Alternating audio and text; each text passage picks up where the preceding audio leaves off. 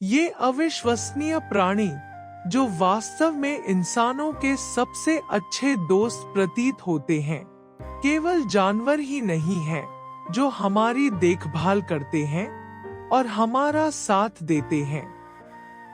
इसके अस्तित्व का एक गहरा अर्थ है जो आपको आश्चर्यचकित कर देगा। इसके कार्य के बारे में बात करने से पहले आइए इसकी उत्पत्ति और अन्य विवरणों के बारे में बात करते हैं। जैसा कि हम पहले से ही जानते हैं, ऐसा कहा जाता है कि कुत्ते भेड़ियों से आते हैं और वास्तव में उनमें आनुवंशिक समानताएं होती हैं। लेकिन कुत्तों की नस्लों की विशाल विविधता हमें यह सोचने पर मजबूर करती है कि साधारण पालतू जानवर के अलावा भी कुछ है।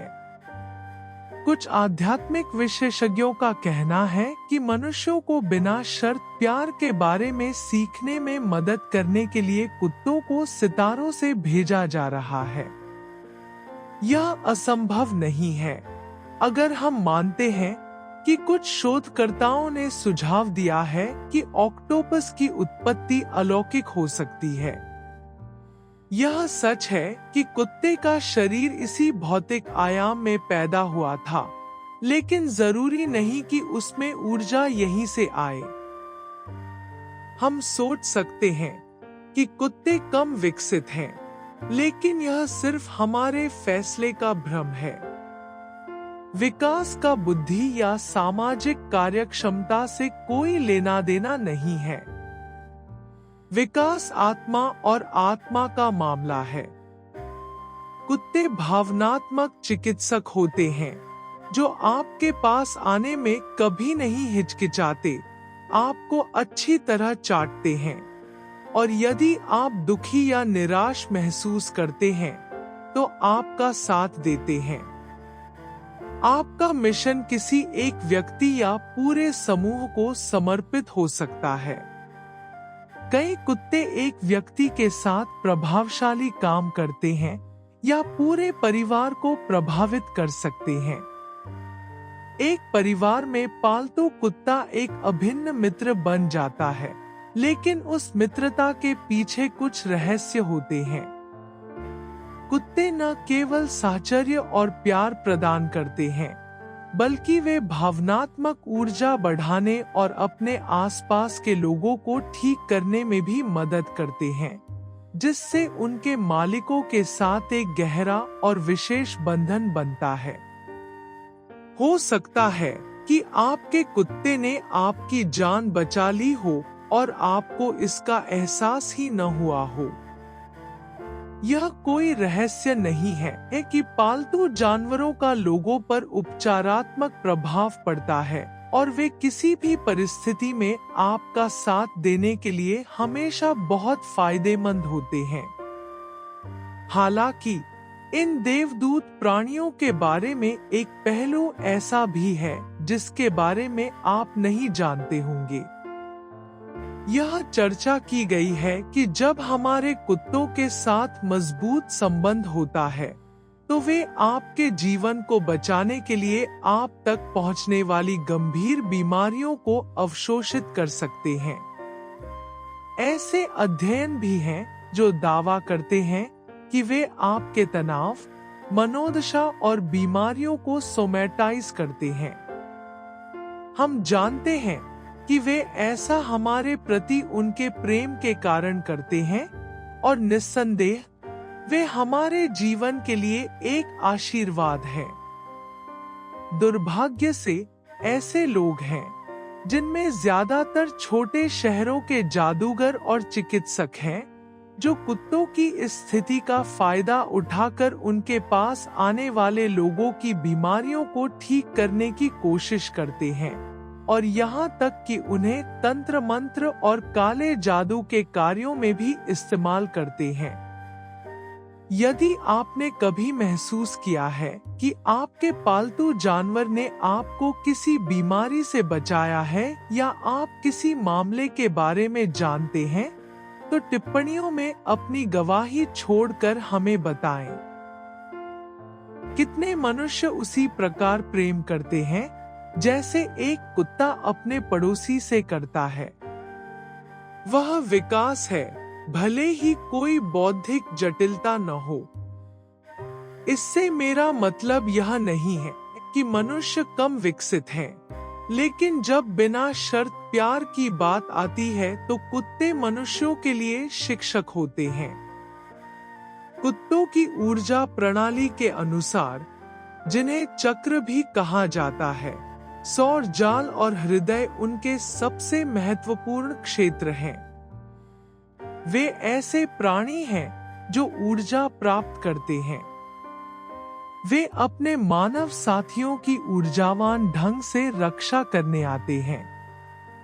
इसलिए यदि मालिक बीमार है तो कुत्ते का बीमार पड़ना या यह महसूस करना कि उसका मानव मित्र खतरे में है, या यहाँ तक कि अपने मालिक की मृत्यु के बाद खुद को मरने देना आम बात है, क्योंकि उनके पास एक मिशन है।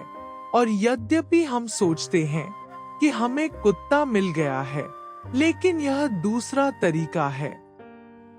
वे सही समय पर पहुंचते हैं, वे सड़क पर हमें दिखाई देते हैं और हमारे साथ रहना चाहते हैं, या बस समकालिकता के कारण वे हमारे जीवन में आते हैं। इंसान भले ही ये मानता हो कि उसने कुत्ते को चुना है, लेकिन कुत्ता अपनी शक्ल से हमें पहचान लेता है। यह हमारे मस्तिष्क में सहानुभूति क्षेत्र को सक्रिय करता है और हमें उसके साथ रहने का निर्णय लेने पर मजबूर करता है। यद्यपि हम मानते हैं कि हम कुत्ते को चुनते हैं, वास्तव में वे हमें चुनते हैं। वे तभी आते हैं जब हमें उनकी आवश्यकता होती है और हमारे साथ एक विशेष बंधन स्थापित करते हैं। कुत्ते हमें बिना शर्त प्यार सिखाने आते हैं। वे न तो आलोचना करते हैं, न आलोचना करते हैं, न ही अपमान करते हैं, और न ही उनके मन में द्वेष या आक्रोश होता है। वे हमेशा माफ करते हैं, प्यार करते हैं और खेलते हैं। यदि हम उन्हें त्याग देते हैं या उनके साथ दुर्व्यवहार करते हैं, तो उनका अधिक आदिम, भेड़िया जैसा पक्ष उभरने लगता है, जो आक्रामक और अविश्वासपूर्ण हो जाता है। हालांकि प्यार और देखभाल के साथ, भले ही इसमें समय लगे, वे बिना शर्त प्यार के अपने प्राकृतिक कंपन में लौट आते हैं। कुत्ते द्वेष नहीं रखते, वे हमेशा माफ करने और अपना स्नेह दिखाने के लिए तैयार रहते हैं।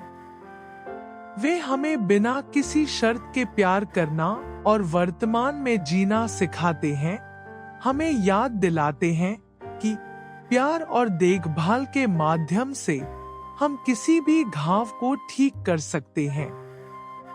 ऊर्जा स्तर पर, जैसा कि उल्लेख किया गया है, कुत्ते रिसीवर हैं।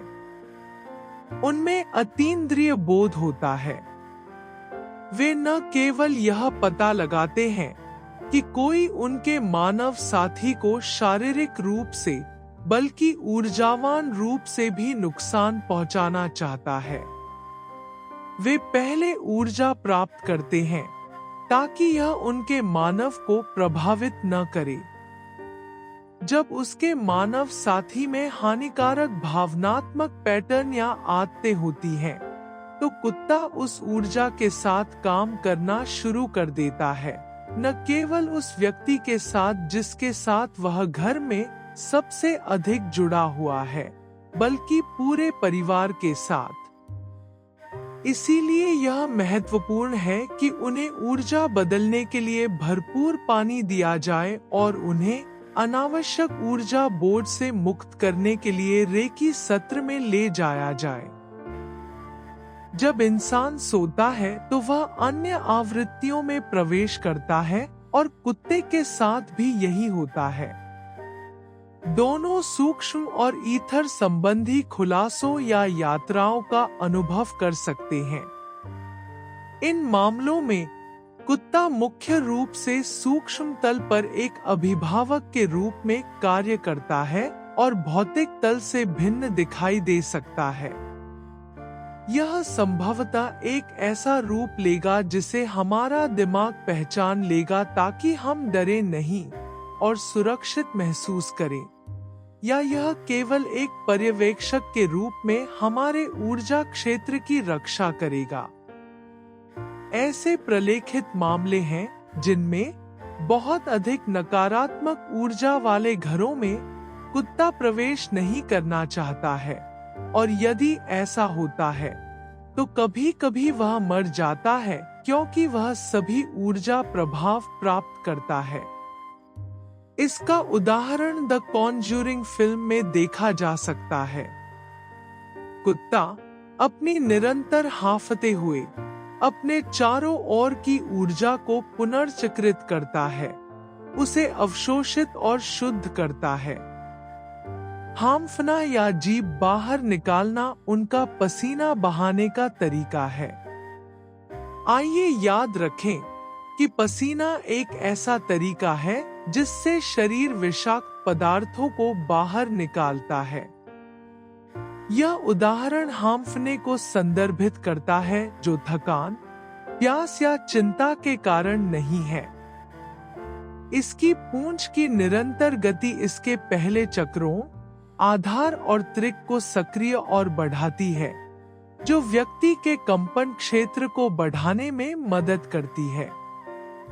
इन चक्रों में जीवन शक्ति और अतीन्द्रिय बोध का वास होता है, जिसे तीसरी आंख से भ्रमित नहीं किया जाना चाहिए। एक कुत्ता हमेशा इंसान की भावनात्मक आवृत्ति को बढ़ाएगा।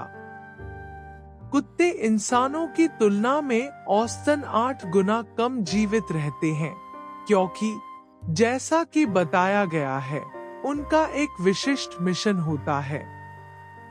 हमारा शरीर 7 से 10 साल के चक्र में पुनर्जीवित होता है, जो कुत्ते के औसत जीवन काल के समान है। वे हमारा साथ देते हैं, वे हमारी भावनात्मक आवृत्ति बढ़ाने, बिना शर्त प्यार को समझने, सेलुलर जानकारी प्रसारित करने और ठीक होने में हमारी मदद करते हैं। कुत्ते के चिल्लाने का एक ऊर्जावान कारण है। इसकी संवेदनशीलता इसे नकारात्मक या घने कंपन का पता लगाने की अनुमति देती है और हमें इसके बारे में चेतावनी देती है। आप दुनिया के अन्य हिस्सों में होने वाली घटनाओं या घटित होने वाली घटनाओं का भी अनुभव कर सकते हैं। कई लोगों के लिए यह कहना आम बात है कि बड़े भूकंपों से पहले उनके कुत्ते लगातार चिल्लाते थे या बेचैन रहते थे। केवल मनुष्य ही बहुआयामी नहीं है। जैसा कि ऊर्जा के क्षेत्र का अध्ययन करने वाले कुछ वैज्ञानिक कहते हैं, कुत्तों का भी बहुआयामी अस्तित्व होता है। इसीलिए वे समझ जाते हैं कि उनके मानव साथी के साथ कुछ बुरा हुआ है। सौंदर्य संबंधी कारणों से उनकी पूंछ और कान अक्सर काट दिए जाते हैं, जो उन्हें ऊर्जावान स्तर पर विकृत करने के बराबर है। हालांकि वे ठीक हो जाते हैं, लेकिन ऐसा करना पूरी तरह से अनावश्यक है। कानों में मुकुट चक्र है, जो ब्रह्मांडीय संबंध के लिए जिम्मेदार है। इसलिए ये उनके एंटेना की तरह हैं। और पूंछ में, जैसा कि हमने पहले ही कहा, जीवन शक्ति है। सचमुच हमें इन क्रूर प्रथाओं को जारी नहीं रखना चाहिए। वे आवश्यक नहीं हैं। एक पिल्ला गोद लेना आपके द्वारा किए जाने वाले सबसे अच्छे कार्यों में से एक है। इसे खरीदना उन लोगों से जुड़ने का एक तरीका हो सकता है जो हमारे जीवन में आने वाले हैं। हालांकि ऐसे अद्भुत प्राणियों को बेचना और उन पर कीमत लगाना उन्हें वस्तुओं में बदल देता है, जो समय के साथ आपकी आत्मा को ठंडक पहुंचाता है। यदि कुत्तों को लाखों डॉलर में बेचा गया तो ही उनका वास्तविक मूल्य प्रतीकात्मक रूप से समझा जा सकेगा। इसका मतलब यह नहीं है कि ऐसे जिम्मेदार प्रजनक नहीं हैं जो कुत्तों के प्रति भावुक हैं, जो उनसे प्यार करते हैं और जिनका इरादा लाभ कमाना नहीं है। हालांकि यह प्रतिशत बहुत कम है। सबसे अच्छी बात है अपनाना। कोई सोच सकता है कि यदि कुत्ते नकारात्मक ऊर्जा ग्रहण करते हैं तो यही कारण हो सकता है कि कुछ क्षेत्रों में इतने सारे आवारा कुत्ते हैं। और सचमुच वे सही हैं। लेकिन इन कुत्तों को बेहतर जीवन देना प्यार का एक कार्य है जो उस स्थान पर एक उच्च आवृत्ति क्षेत्र उत्पन्न करता है जहां उन्हें उठाया जाता है। प्रेम का वह बीज पानी में पत्थर गिरने से उत्पन्न होने वाली लहरों की तरह तरंगित होता रहेगा। यह उल्लेख करना महत्वपूर्ण है कि जब कुत्ता मर जाता है तो वह अधिक सूक्ष्म आयाम में मौजूद रहता है, स्थायी रूप से जाने से पहले कुछ समय के लिए अपने मानव मित्र के साथ रहता है। वे न केवल जीवन में बल्कि पृथ्वी पर अपने मिशन को पूरा करने के बाद भी वफादार हैं। यह कई रेकी सत्रों में साबित हुआ है, जहां चिकित्सकों ने कुत्तों को मेज पर रहते हुए अपने मानव साथियों की देखभाल करते देखा है। कुत्ते अपने भौतिक शरीर को छोड़ने के बाद भी अपने मालिकों की रक्षा करना और उनका साथ देना जारी रखते हैं और जीवन से परे अपनी वफादारी और बिना शर्त प्यार का प्रदर्शन करते हैं। प्राचीन मिस्र में कुत्तों का दैनिक जीवन और आध्यात्मिक क्षेत्र दोनों में महत्वपूर्ण स्थान था। संरक्षक और शिकारी के रूप में उनके कौशल के लिए उन्हें अत्यधिक महत्व दिया जाता था और अक्सर अपने स्वामी के साथ राहत और चित्रों में उनका प्रतिनिधित्व किया जाता था। हालांकि इसका महत्व व्यावहारिक से परे चला गया। आध्यात्मिक क्षेत्र में कुत्ते मृत्यु और अंत्येष्टि के देवता अनुबिस के साथ घनिष्ठ रूप से जुड़े हुए थे। अनुबिस, जिसे सियार या कुत्ते के सिर के साथ दर्शाया गया था, ने मिस्र की पौराणिक कथाओं में एक महत्वपूर्ण भूमिका निभाई, क्योंकि वह आत्माओं को उनकी मृत्यु के बाद की यात्रा में मार्गदर्शन करने और मृतकों की कब्रों की रक्षा करने के लिए जिम्मेदार था। एनुबिस के साथ इस बंधन ने कुत्तों को आत्मा की दुनिया से एक विशेष जुड़ाव दिया। मिस्रवासियों का मानना था कि कुत्तों में सुरक्षात्मक और आध्यात्मिक गुण होते हैं, जो मृत्यु के बाद जीवन को प्रभावित करने में सक्षम होते हैं। ऐसा सोचा गया था कि एनुबिस के साथ अपने जुड़ाव के कारण कुत्ते आत्माओं को उनके पुनर्जन्म के दौरान मार्गदर्शन और सुरक्षा प्रदान कर सकते हैं। यह विश्वास इतना मजबूत था कि कुत्तों को कभी-कभी उनके मालिकों के साथ दफनाया जाता था ताकि वे बाद के जीवन में उनका साथ दे सके और उनकी रक्षा कर सके। इसके अलावा कब्रिस्तान विशेष रूप से कुत्तों को समर्पित पाए गए हैं, जो उनके प्रति गहरे सम्मान और आध्यात्मिक महत्व को दर्शाता है। प्राचीन मिस्र में कुत्तों को न केवल सांसारिक जीवन में साथी और रक्षक के रूप में माना जाता था, बल्कि आध्यात्मिक क्षेत्र में मार्गदर्शक और संरक्षक के रूप में भी माना जाता था।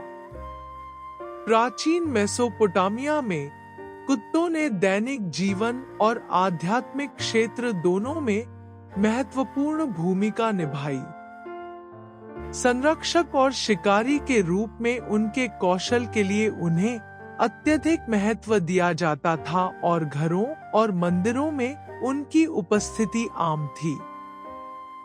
आध्यात्मिक रूप से कुत्ते उपचार और चिकित्सा की देवी गुला या निंतनुगा देवी से निकटता से जुड़े हुए थे।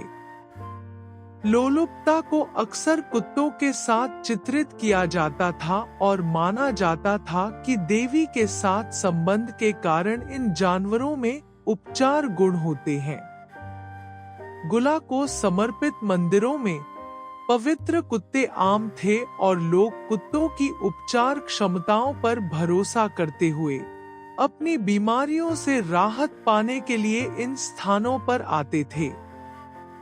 मेसोपोटामिया के लोग भी कुत्तों को बुरी आत्माओं और नकारात्मक शक्तियों से बचाने वाला मानते थे। निवासियों को आध्यात्मिक खतरों से बचाने के उद्देश्य से उनके सुरक्षात्मक गुणों में यह विश्वास घरों और अन्य इमारतों की नींव में कुत्तों की आकृतियों को दफनाने की प्रथा में परिलक्षित होता था। इसके अतिरिक्त कुत्तों को वफादारी और सुरक्षा के प्रतीक के रूप में देखा जाता था और अक्सर मूर्तियों और ताबीज के माध्यम से सम्मानित किया जाता था। मेसोपोटामिया में कुत्ते न केवल दैनिक जीवन में मूल्यवान साथी थे, बल्कि आध्यात्मिक रूप से महत्वपूर्ण प्राणी भी थे। अपने उपचार और सुरक्षात्मक गुणों के लिए पूजनीय थे और उस समय की धार्मिक और आध्यात्मिक सुरक्षा प्रथाओं में गहराई से एकीकृत थे। प्राचीन भारत में कुत्तों का रोजमर्रा की जिंदगी और आध्यात्मिक क्षेत्र दोनों में एक विशेष स्थान था। दैनिक जीवन में कुत्तों को उनकी वफादारी, सतर्कता और शिकार कौशल के लिए बेशकीमती माना जाता था। आध्यात्मिक रूप से पौराणिक कथाओं और धार्मिक मान्यताओं में उनकी महत्वपूर्ण उपस्थिति थी। सबसे उल्लेखनीय उदाहरणों में से एक भगवान भैरवा के साथ इसका संबंध है, जो भगवान शिव का एक उग्र रूप है। भैरवा को अक्सर एक कुत्ते के साथ चित्रित किया गया था और माना जाता था कि यह जानवर उसका वाहन और साथी के रूप में काम करता था। इसलिए कुत्तों को कुछ संदर्भों में पवित्र माना जाता था और उन्हें सुरक्षात्मक और अभिभावक गुणों का श्रेय दिया जाता था।